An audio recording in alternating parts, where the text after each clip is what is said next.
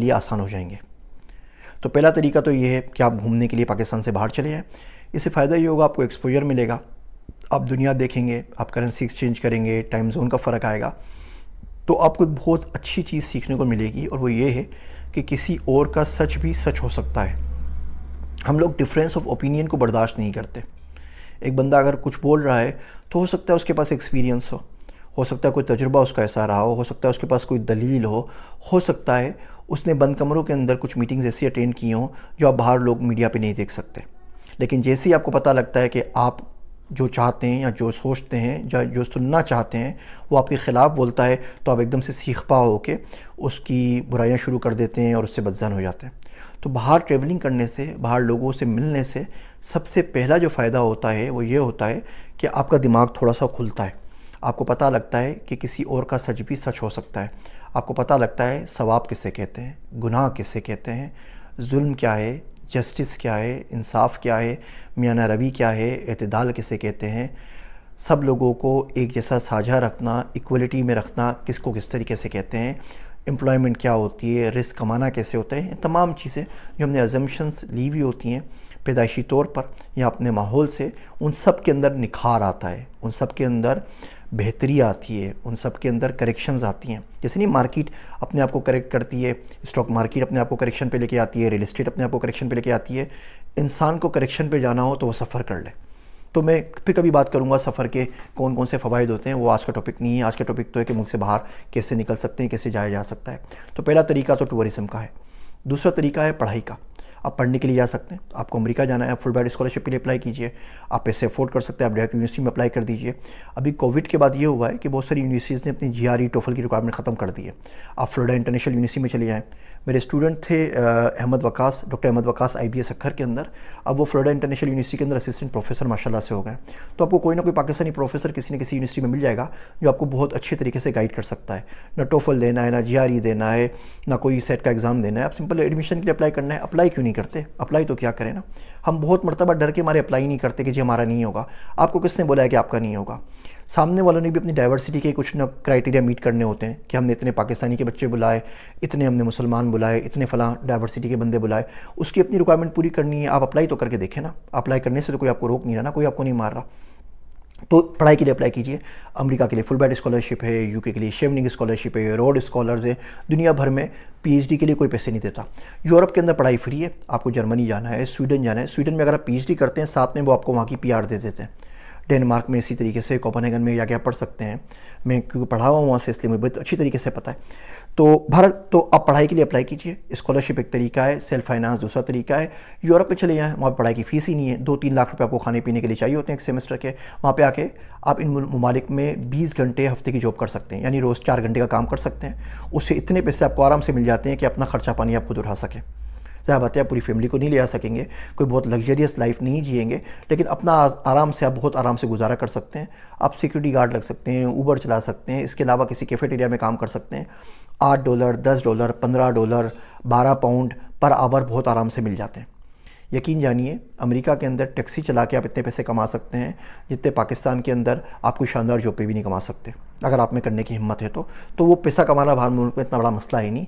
और employment opportunities बहुत ज़्यादा होती हैं, पार्ट टाइम भी होती हैं, बाकी भी होती हैं। बेबी सिटिंग कर सकते हैं, ट्यूशन पढ़ा सकते हैं, और आजकल तो ऑनलाइन की वजह से आप हज़ार काम कर सकते हैं। आपके पास पेपल होगा, आपके पास सारे के सारे कागजात होंगे, आपके पास बैंक अकाउंट होगा, तो बहुत सारी चीज़ें ज़िंदगी में आसान हो जाती हैं जो पाकिस्तान की वजह से थोड़ी सी मुश्किल हुई होती हैं। तो पहला तरीका तो पढ़ाई का है, उसमें आप स्कॉलरशिप पे जा सकते हैं, सेल्फ फाइनेंस पे जा सकते हैं, या किसी ऐसे मुल्क में जा सकते हैं जहाँ पे पढ़ाई के पैसे कोई नहीं है। दूसरा तरीका है फैमिली के थ्रू। आपका कोई फैमिली मेम्बर रहता है, वो आपको स्पॉन्सर कर दे, आप शादी कर लें, उसके थ्रू चले जाएँ। बिल्कुल वैलिड तरीका है, इसमें कोई बुराई नहीं है। बहुत सारी मैट्रिमोनियल साइट्स हैं, आप चले जाएँ वहाँ के ऊपर अपनी प्रोफाइल डाल दीजिए। अगर आपको बाहर मुल्क से कोई बंदी मिल जाती है जिसे आपसे शादी करने पर रजामंद है, आँख बंद करके चले जाइए, बहुत अच्छा है, कहीं से भी घाटे का सौदा नहीं है। तीसरा तरीका जो है वो है टैलेंट वीज़ा का। बहुत सारे ममालिक के अंदर बड़ी एक्यूट शॉर्टेज हो गई है वर्कर्स की। मिसाल के तौर पे अभी बरतानिया ने गुज़िश्ता दिन अनाउंस किया है कि उसको तकरीबन 10,500 लोग चाहिए जो कि पोल्ट्री का काम कर सकें और जो ट्रक ड्राइवर्स वगैरह ये जो होती हैं बड़ी गाड़ियाँ वो चला सकें। उनके पास बंदे नहीं हैं। ब्रेक्सिट आया, सारे बंदे उन्होंने बाहर निकाल दिए, बंदों की शॉर्टेज पड़ गई। मिडल ईस्ट में जीसीसी में इसी तरीके से, अब न्यूयॉर्क में चले जाए हर दूसरा ड्राइवर आपको पाकिस्तानी मिलता है, अब मक्का मदीना शरीफ चले जाए हर दूसरा ड्राइवर आपको पाकिस्तानी मिलता है। तो ये जो ब्लू कॉलर जॉब्स हैं इसके लिए तो बहुत बहुत आराम से लोग जा सकते हैं। तो बहरहाल हम टैलेंट वीज़ा की बात कर रहे थे, तो यूके का टैलेंट वीज़ा है। जब मैंने उसकी वीडियो बनाई कोई 6-8 महीने पहले और लगाई तो लोगों ने बोला जी ये नहीं मिलता। मैं कहा जी आप अप्लाई तो करें। उसके बाद ये यूट्यूब वीडियो देख के कोई 15-20 लोगों को जानता हूँ जिन्होंने अप्लाई किया, उसमें एक आध के अलावा तमाम लोगों को वहाँ का वीज़ा मिल गया। एक बच्चा जिसके पास बैचलर्स है बोरेवाला से, उसको भी मिल गया। आप अप्लाई तो करें ना, उनको भी तो अपनी डाइवर्सिटी के क्राइटेरिया मीट करने होते हैं। उसका वीडियो का लिंक भी यहाँ पे नीचे मैं आपको दे रहा हूँ। उस वीडियो में तफसील से बताया आप कैसे अप्लाई कर सकते हैं, कैसे फॉर्म भरने हैं, कौन से लिंक से कहाँ जा सकते हैं। इसी तरीके से अमेरिका का वीज़ा, उसका नाम है oven visa, extraordinary exceptional visa, जिसे आइंस्टाइन वीज़ा भी कहते हैं। जब मुझे मिला था तो मेरे साथ उसको मिला था, वो गोल गडिट को, जो वंडर वुमेन के अंदर जो एक्ट्रेसेस है उसको है। तो पाकिस्तान में जितने हमारे एक्ट्रेसेस हैं उनको आराम से मिल सकता है। जितने खिलाड़ी हमारे पास हैं उनको बड़े आराम से मिल सकता है, जो क्रिकेट खेलते हैं, हॉकी खेलते हैं। अगर आपने ओलंपिक में मेडल जीत लिया है तो आराम से आपको आंख बंद करके वीज़ा मिल सकता है। अब अमेरिका जाइए, अप्लाई करने की देर है, कोई कोटा नहीं है, कोई कैप नहीं है, कोई H1 की तरह रिक्वायरमेंट्स नहीं है। सिंपल अप्लाई करें, अगले दिन आके आप ग्रीन कार्ड अप्लाई कर सकते हैं। ग्रीन कार्ड के लिए आपको वेट भी नहीं करना पड़ता। तो अमेरिका का ये एक्सेप्शनल ओवन टैलेंट वीज़ा है, जिसकी वीडियो का लिंक यहाँ पे नीचे मैं आपके पास दे रहा हूँ। सेम वीज़े का प्रोग्राम निकाला है दुबई ने, जिसे वो दुबई फ्रीलांस वीज़ा कहते हैं। उसमें आप फ्रीलांस भी अप्लाई कर सकते हैं, गोल्डन वीज़ा भी है, बिज़नेस वीज़ा भी है। फ्रीलांस वाला वीज़ा बहुत आराम से, हमारे पास इतनी बड़ी फ्रीलांसर्स कम्युनिटी है। हिशाम सरवर साहब एक माशाल्लाह बहुत अच्छा काम कर रहे हैं। तो उनके जितने चाहने वाले, जितने फॉलोअर्स हैं, वो आंख बंद करके इस दुबई फ्रीलांस वीज़ा पे अप्लाई कर सकते हैं। माल्टा ने अभी रेजिडेंस वीज़ा निकाला है 300 यूरो के अंदर। 300 यूरो के अंदर माल्टा की आपको 10 साल की रेजिडेंस मिल जाएगी। 5 साल बाद जाके अप्लाई कर दीजिए पासपोर्ट के लिए, 2-4 हज़ार उसकी फ़ीस है यूरो, आपको वहाँ का पासपोर्ट मिल जाएगा। माल्टा की रेजिडेंस का मतलब ये है कि आपकी एंट्री यूरोप में हो जाएगी। 67 कंट्रीज़ में आप घर ले सकते हैं, आप गाड़ी ले सकते हैं, आप बिज़नेस कंपनी खोल सकते हैं, आप जॉब कर सकते हैं, आप शादी कर सकते हैं, आप फैमिली पाल सकते हैं, सारे काम कर सकते हैं 300 यूरो के अंदर। हम लोग अप्लाई नहीं करते, उसका लिंक भी यहाँ पे नीचे दे रहा हूँ।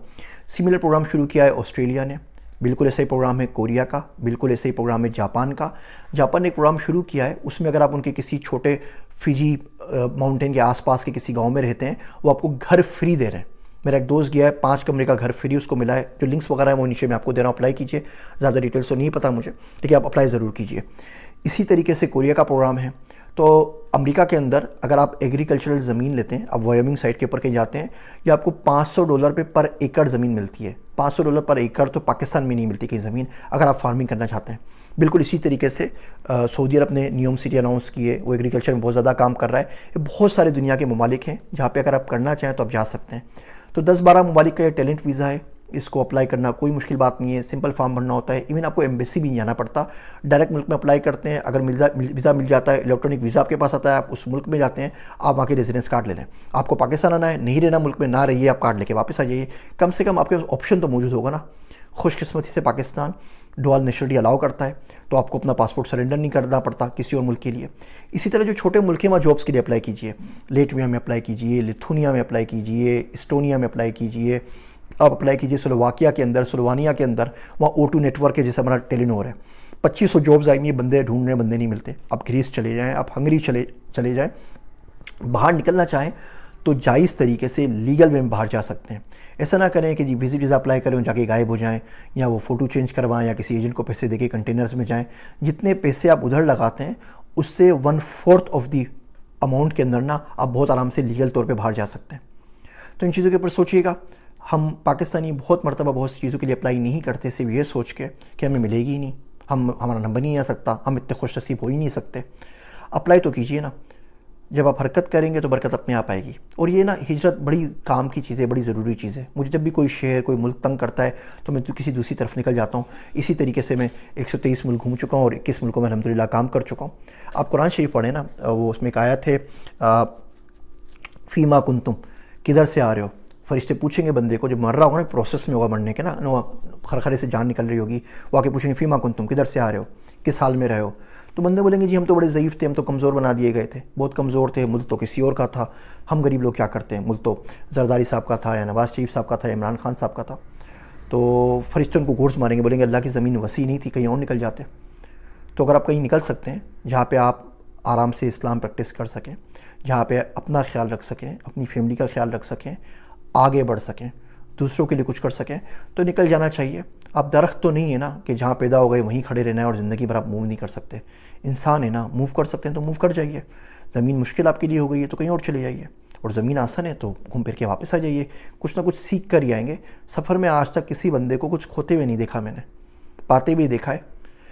उम्मीद है ये वीडियो आप लोगों के लिए मशाल राह साबित होगी, शायद कुछ जहन खुल सके आप लोगों का।